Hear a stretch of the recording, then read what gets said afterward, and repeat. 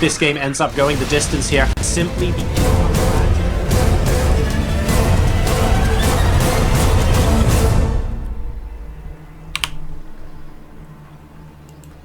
Welcome to the final game of this best of 9 series, ladies and gents. It has gone all the way. And spawning in the bottom left-hand position of Expedition Lost as the blue Zerg player representing Samsung Galaxy Khan. It is Solar.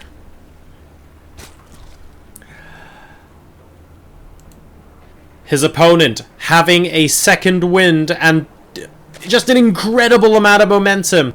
Going 4-2 down and then winning the next 2 in a row to bring this entire series to the final map.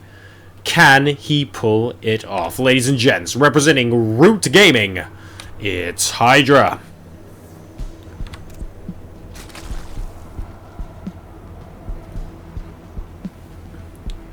All the way to game number 9. Who is going to take it? Will Hydra successfully defend his position as the hot seat champion, or is Solar going to rip that title out of his hands at the first possible opportunity?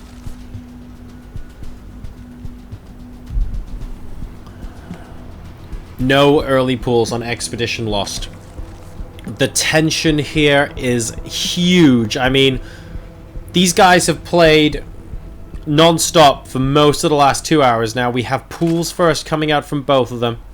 I believe same as the first time we actually saw this map as well. Oh.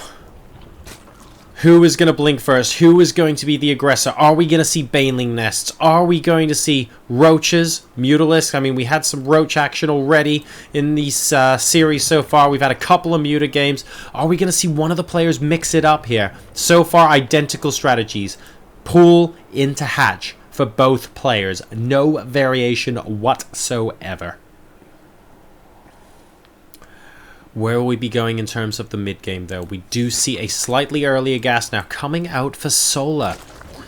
So he might have those options to grab that early control of the map with Zergling speed. Maybe even get an earlier Baneling nest if he wants to do something ultra-aggressive here. His options will be open. He's opting to grab that gas just a little bit earlier. In the meantime, in the last game, Hydra saying, well, I want to make sure my economy is as strong as possible. Every mineral counts. If I can squeeze 2 extra Zerglings out, you know what? That's 2 more than my opponent, and that could be the difference between winning and losing. I'm going to take my gas a little bit later. He does end up taking it now, though. And, I mean, Hydra currently up by a single drone, by the looks of things. And both players getting ready to inject their natural expansions as well. There's the mini explosion of purple goop popping out everywhere onto the map. It looks like an Overlord is going to get shooed away as well. Now Hydra must be thinking, wait, why am I being shooed away? Is there something I need to know about this position? So he's going to be a bit wary about that. But of course the Queen had nothing to do until she could inject. That was effectively the only thing there. A couple of Zerglings are now going to be able to scout the main base and the natural of Hydra. So Solar knows what's going on. Hydra, in the meantime, well, he's got his own scouts coming out now. And you can see he will be able to check out the natural. Probably the main base as well. I don't really see both those Zerglings getting killed too quickly. And everything identical except for the Zergling speed that has started for Solar at the moment. Now, he did have that earlier gas as well, remember. So here are the 2 Zerglings, and we're going to try and see if we can stop the scout. We're not going to be able to stop the scout. Both Zerglings actually survive moving into the main base. One of them is going to go down. The second one will see that only one of these gases is taken. I think he's clicked and he's checked how much has been mined as well. And both players going for the layers now. We have it inside the natural expansion for Solar and inside the main base for Hydra. Now, Hydra hasn't seen this. The layer came down just after the Zergling died inside the main base. So it wasn't able to come down the ramp and see it. And we have Roach Warrens coming down for both players. So this is going to be transitioning into a Roach game with everything to play for in game number 9. Very, very exciting times here between these players. Whew. Very tight indeed. We have a slightly faster upgrade, and I mean slightly. We're talking like the difference of a second or two here in that +1 upgrade from Hydra. So nothing at all that's going to separate the two sides, in my opinion. And at the moment, there's really not too much to read into it. These guys are neck and neck. Glial with Constitution going down at almost exactly the same time as well. And I'm kind of looking for situations where one side decides to drastically go for something different. I guess we're getting that now. Solar, I mean, he's taken gold bases throughout the series. He hasn't been afraid of going and being ultra aggressive with his positioning here. Hydra will be able to spot this gold base and takes his own as well.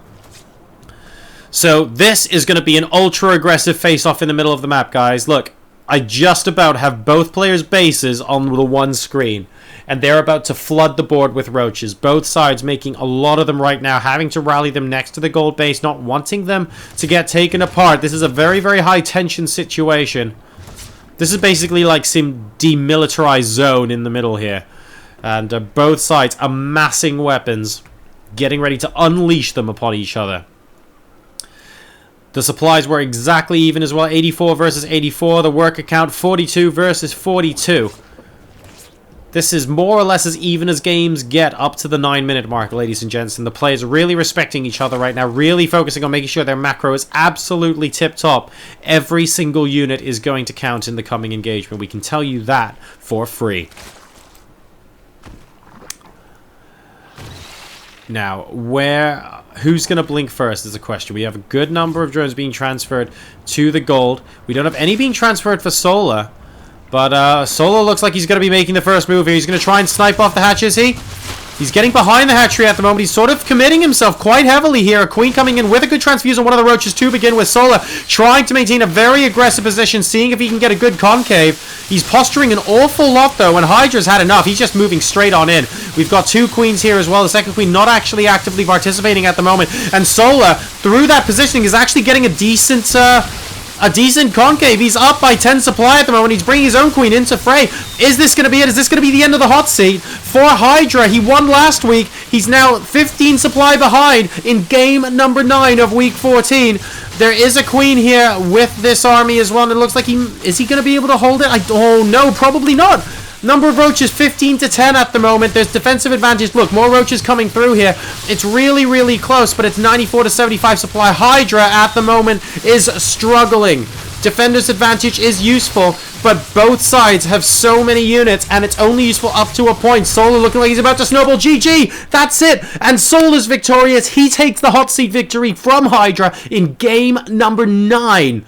In week 14 here. An incredible series. The 4th time we've experienced a game 9 in hot seat history. And it's a new champion as well.